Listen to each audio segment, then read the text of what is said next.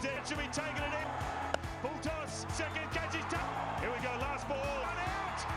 is new Bangladesh. This is pacey Bangladesh with attacking, aggressive weapons. এবার আর 2016-র পুনরাবৃত্তি হতে দেয়নি টিম টাইগার্স। শনিবার এশিয়া কাপের সুপার 4-এর ম্যাচে টাইগারদের শ্রীলঙ্কার বিপক্ষে শেষ ওভারে জিততে প্রয়োজন ছিল 6 বলে 5 রান, হাতে ছিল 6টি উইকেট। ক্রিজে ছিলেন জাকের ও শামীমের মতো দুই পরীক্ষিত হার্ড হিটার, তাই খালি চোখে জয় অনেকটাই বাংলাদেশের পক্ষেই ছিল। কিন্তু টাইগাররা হাতের মুঠোয় থাকা ম্যাচটিকে করে তুলল রুদ্ধশ্বাস। 20তম ওভারে দাসুন সান্নাকার প্রথম বলেই Jaker Ali short fine leg দিয়ে হাঁকান দুর্দান্ত একটি 4। তখন বাংলাদেশের সমীকরণ দাঁড়ায় 5 বলে কেবল 1 রানের এবং হাতে আছে 6টি উইকেট।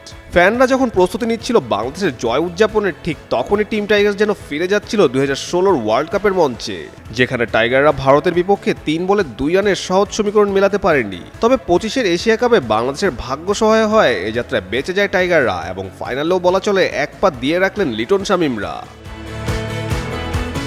19তম ওভারের প্রথম বলে জাকের 4 হাঁকিয়েছেন ঠিকই, কিন্তু পরের বলেই হয়ে বসেন বোল্ড আউট। এরপর উইকেটে আসেন শেখ মেহেদী, তৃতীয় বল দেন ডট। চতুর্থ বলে শট খেলতে গিয়ে এজ হয়ে উইকেট রক্ষকের কাছে ক্যাচ দিয়ে বসেন মেহেদী। 2 বলে তখন সমীকরণ দ্বারা 1 রানের। উইকেট প্রান্তে তখন আসেন নাসুম আহমেদ, যিনি মূলত একজন বোলার, তাই টেনশনের মাত্রাটা বেড়ে যাওয়া অনেকটাই স্বাভাবিক। এদিকে সে মুহূর্তে সানাকাও ছিলেন দারুণ রিদমে। তবে নাসুম বল হাতে ফ্লপ হওয়ার দিনে ব্যাট হাতে নিজেকে করে রাখতে চাইলেন স্মরণীয়।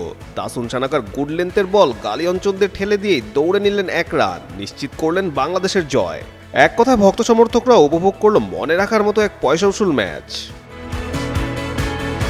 কাজী সাকলাইন আহমেদ, যুগান্তর স্পোর্টস।